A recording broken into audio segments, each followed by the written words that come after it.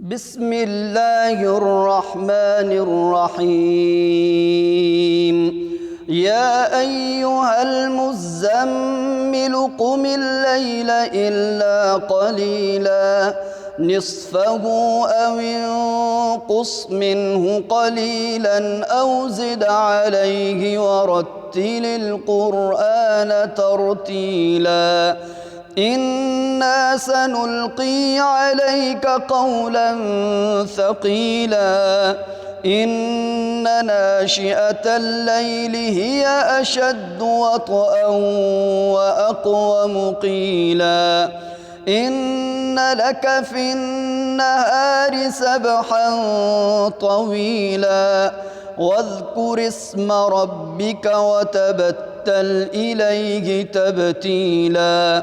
رب المشرق والمغرب لا إله إلا هو فاتخذه وكيلا واصبر على ما يقولون واهجرهم هجرا جميلا وذرني والمكذبين أولي النعمة ومهلهم قليلا إن لدينا أنكالا وجحيما وطعاما ذا غصة وعذابا أليما يوم ترجف الأرض والجبال وكانت الجبال كثيبا مهيلا إنا أرسلنا إليكم رسولا شاهدا عليكم كما أرسلنا إلى فرعون رسولا فعصى فرعون الرسول فأخذناه أخذا وبيلا فكيف تتقون إن كفرتم يوما يجعل الولدان شيبا السماء منفطر به كان وعده مفعولا إن هذه تذكرة فمن شاء اتخذ إلى ربه سبيلا إن ربك يعلم أنك تقوم أدنى من ثلثي الليل ونصفه وثلثه وطائفة من الذين معك والله يقدر الليل والنهار علم أن لن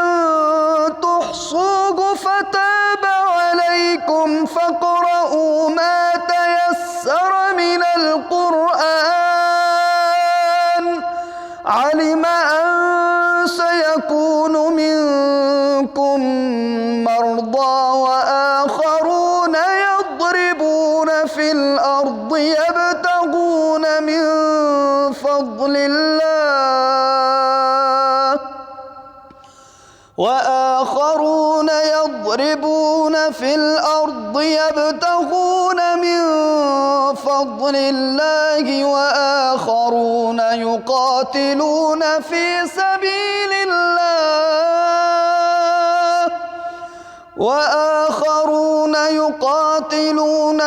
سبيل الله فاقرؤوا ما تيسر منه وأقيموا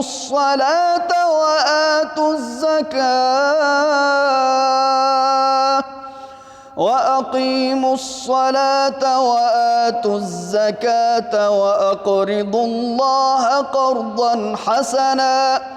وما تقدموا لأنفسكم